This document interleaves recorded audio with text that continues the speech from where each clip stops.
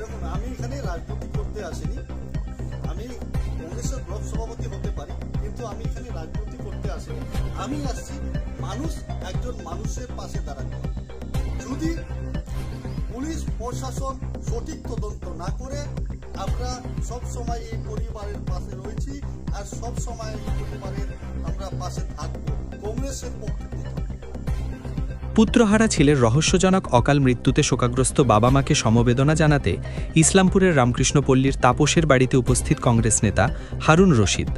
টিঙ্কু নন্দী ওরফে তাপসের ঠিক কিভাবে হত্যা করা হয়েছে সে বিষয়ে বিস্তারিত জানতে এবং পুত্রহারা বাবা মার পাশে একজন পরিবারের সদস্যের ন্যায় পাশে দাঁড়াতেই তাপসের বাড়িতে হারুন রশিদ।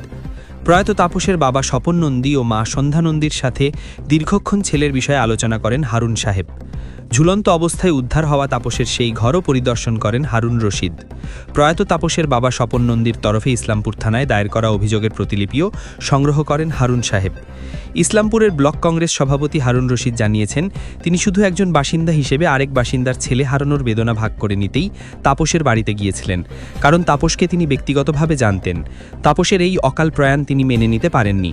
পাশাপাশি রাজ্যে আইন শৃঙ্খলার এতটাই অবনতি হয়েছে যে একজন স্ত্রী তার স্বামীকে নিজের বাড়িতেই খুন করতে বিন্দুমাত্র ভয়ভীত হচ্ছেন না।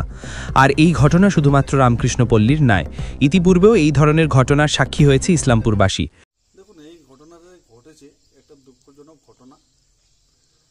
মৃত্যু সবারই হয়, কিন্তু একটা তোর ইয়ং বয়সের যুব ছেলে মৃত্যু একটা দুর্ঘটনা ঘটে তার মৃত্যু হয়েছে। আমরা জানি, যদি একজনকে জন্ম হয় তার একদিন পরে আমার একদিনে মৃত্যু হয়, তাহলে এরকম মৃত্যু হওয়া খুবই দুঃখজনক ঘটনা। আজকে আমরা দেখতে পেলাম যে হিসাবে ছেলেটা মারা হয়েছে বলা যায়। আজকে ছেলেটাকে আমি ওর মা বাবার কাছে শুনতে পেলাম যে ছেলেটা খাওয়া দাওয়া করে ঘুমার পরে উনি সকালবেলায় তুলতে গেছে, ওর মার বাড়ির লোক ঘুম থেকে ওঠে না এবং ফাঁসি দেওয়া আছে। তাও ফাঁসি তার মধ্যে নিচে খাট দেওয়া আছে।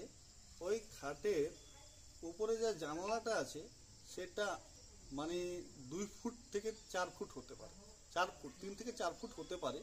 ওই 3-4 ফুটের মধ্যে ওকে একটা শাড়ি দিয়ে বেঁধে দিয়েছে গলার মধ্যে মোটা করে।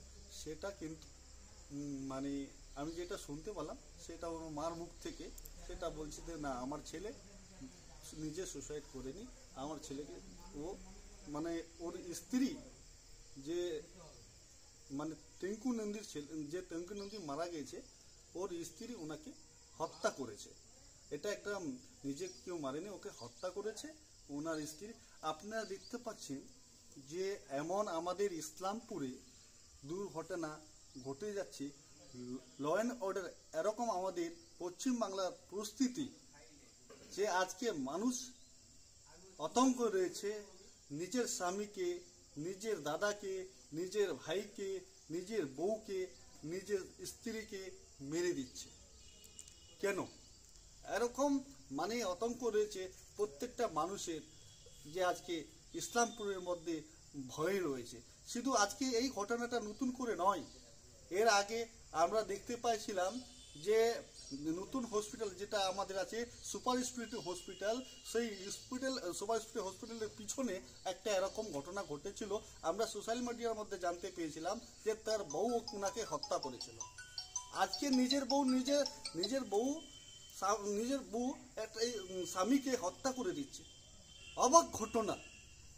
এসব ঘটনা দেখে আমরা আজ কথাই বাস করি, নিজেকে আমাদেরকে ঘৃণা লাগে।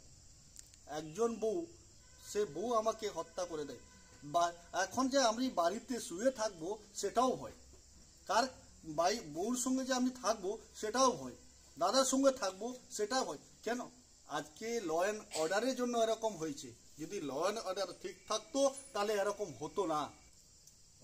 আমি ওনার মার সঙ্গে, ওনার বাবার সঙ্গে কথা বললাম,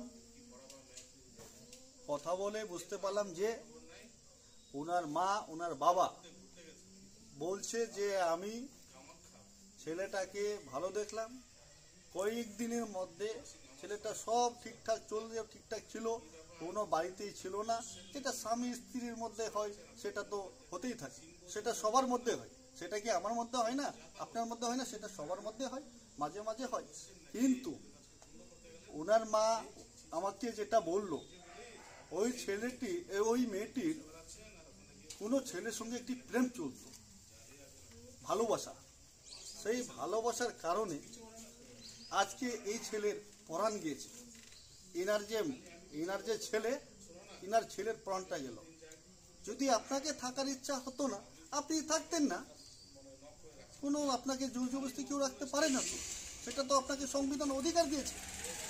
আপনাকে সংবিধান অধিকার দিয়েছে যে আপনি যদি আমার সাথে থাকতে চান তাহলে থাকতে পারেন, যদি থাকতে না চান আপনি থাকতে পারবেন না, কোনো দরকার নেই তো, আপনি আলাদাভাবে। কিন্তু এনার ছেলেটাকে আপনার জীবনটা শেষ করে দিলেন।